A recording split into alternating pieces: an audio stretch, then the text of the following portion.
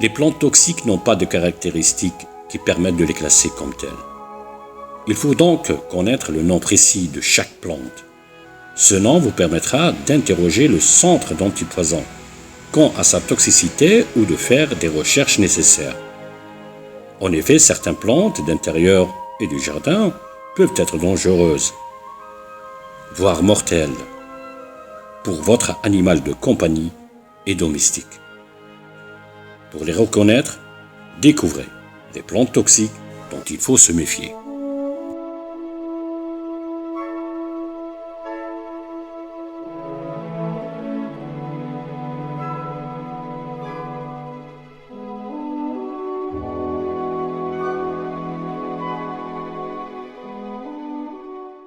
Aesculus hippocastanus, marronnier. Le marronnier ou marronnier d'Inde fait partie de la famille des Hippocastanaceae. Cette petite famille, elle ne comporte que deux genres, est connue des citadins qui apprécient le port majestueux et l'ombrage que procure au parc et avenue du Marronnier. Ce grand arbre d'une vingtaine de mètres possède de jeunes rameaux à gros bourgeons bruns, visqueux et luisants. Des feuilles composées palmées 5 à 7 fliolées, longuement pétiolées. Les fleurs irrégulières et odorantes sont groupées en grappes. Le fruit est une capsule épineuse, la graine globuleuse et ovoïde est pourvue d'un tégument luisant, marqué par une large tache blanchâtre correspondant aux îles. Il est intéressant de noter que l'on confond régulièrement les marrons non comestibles avec les châtaignes comestibles. Ceci en raison de l'appellation erronée de marron glacé ou purée de marron. En plus de l'amidon, les fruits contiennent des tanins, des substances amères et un mélange de saponines.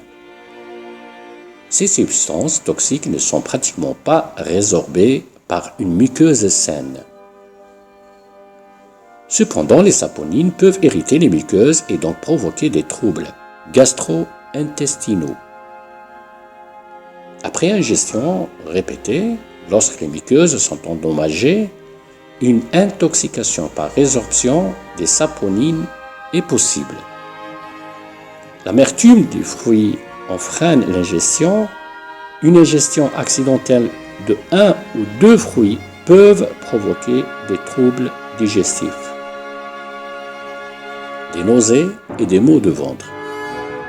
Si le fruit est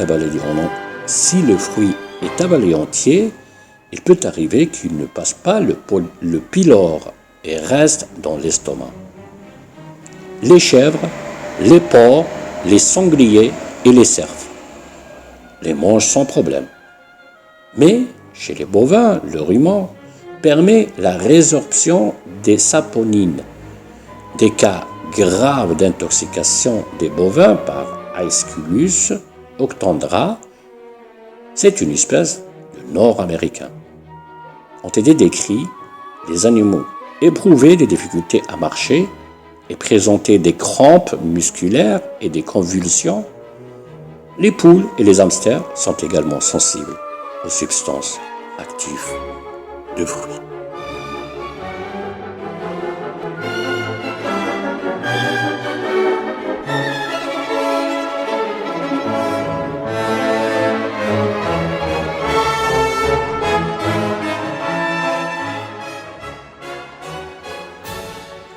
Anthurium anthur, le flamant rose. Les anthuriums appartiennent à la famille des Aracées. Ce sont des plantes originaires d'Amérique tropicale. Elles sont cultivées chez nous comme plantes d'intérieur, pour leur valeur très décorative. Tantôt pour leurs feuilles, tantôt pour leurs fleurs en forme de spadice, un épi étroit dressé au-dessus d'une spatée colorée. Ces fleurs ont un aspect artificiel et tiennent très longtemps.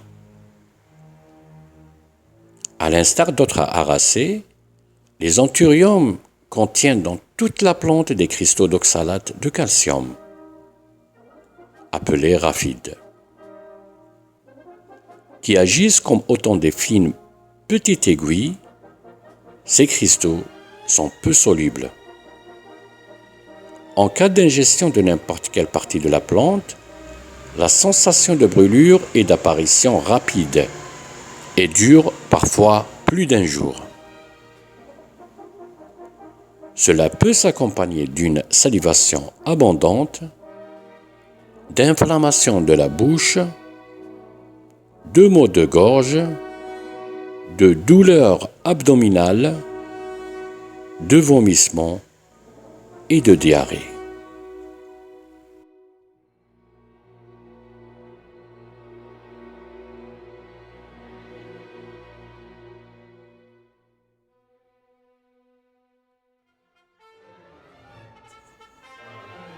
Arum maculatum, gouet tacheté. Le gouet tacheté fait partie de la famille des aracées. Les feuilles s'agitaient jusqu'à 20 cm de long. Du gouet tacheté apparaissent à la fin de l'hiver et sont généralement maculées de taches sombres. La partie inférieure de la spatée, de couleur verte et enroulée en un tuyau. L'extrémité en forme de massure, pourpre ou jaunâtre.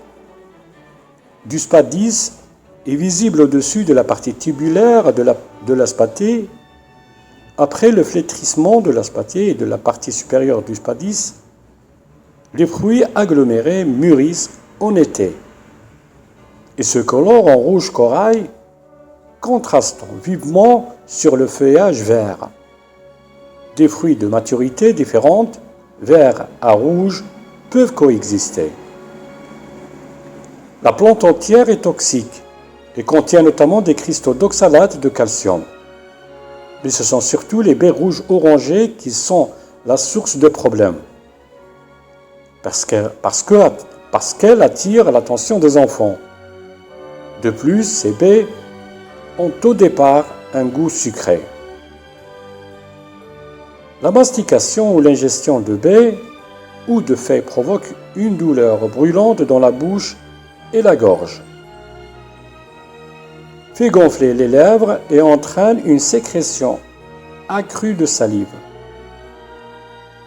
Ensuite, des troubles gastro-intestinaux tels que nausées, vomissements, maux de ventre et diarrhée peuvent survenir.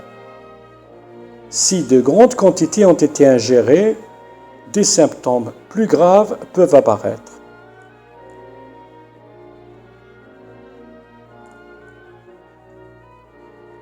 Comme de la somnolence, des convulsions et des troubles de rythme cardiaque. Le contact cutané peut provoquer une rougeur intense et la formation de vésicules.